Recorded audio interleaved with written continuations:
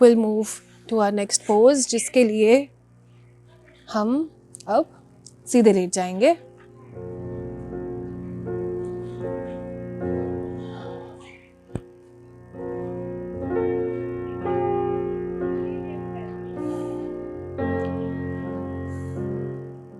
हमारे जो हाथ हैं वो सीधे फ्लोर पे रहेंगे, हमारे मैट पे रहेंगे।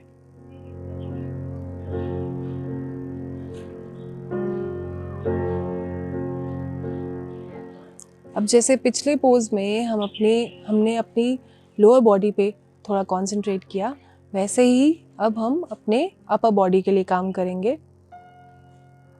तो अब जो हम पोज करेंगे उसे कहते हैं मत्स्य आसन।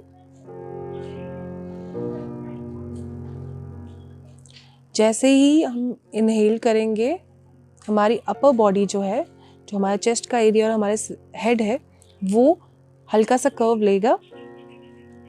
पहले मैं आपको दिखाऊंगी, फिर आप उसे देखें, समझें और धीरे धीरे करें।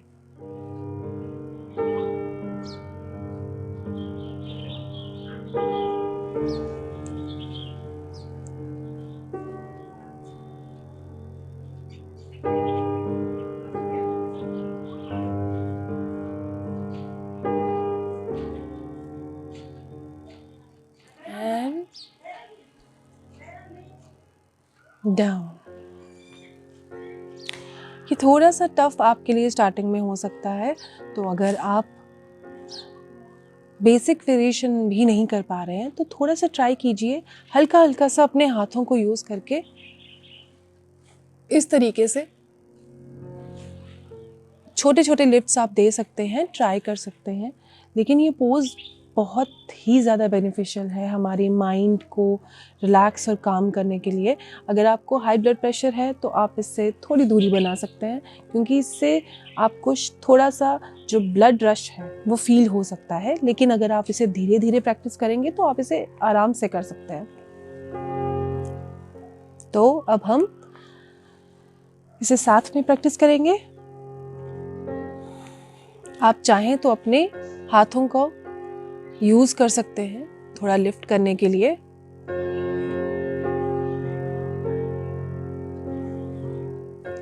इनहेल,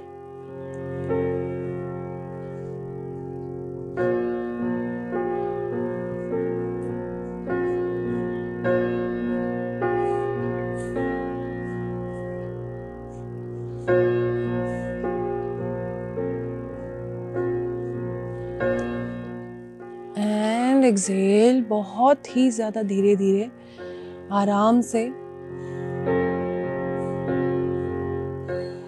जैसे ही आप इसका एक राउंड कर लें तो आप थोड़ा सा ब्रेक ले लें बीच में।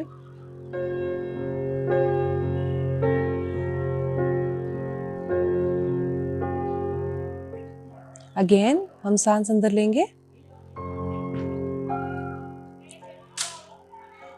अगेन we'll inhale,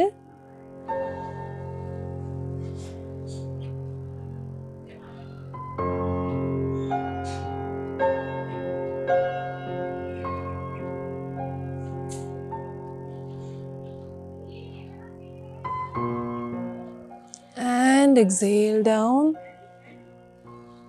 comfortably, धीरे धीरे।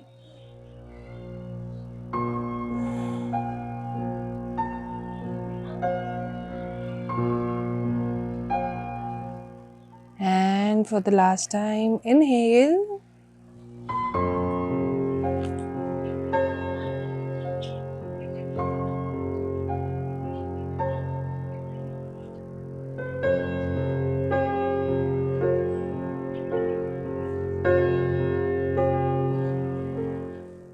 and down.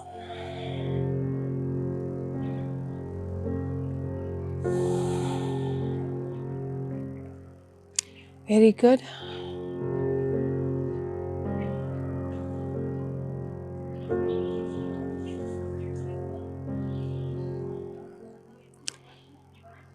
Give yourself 30-second pause.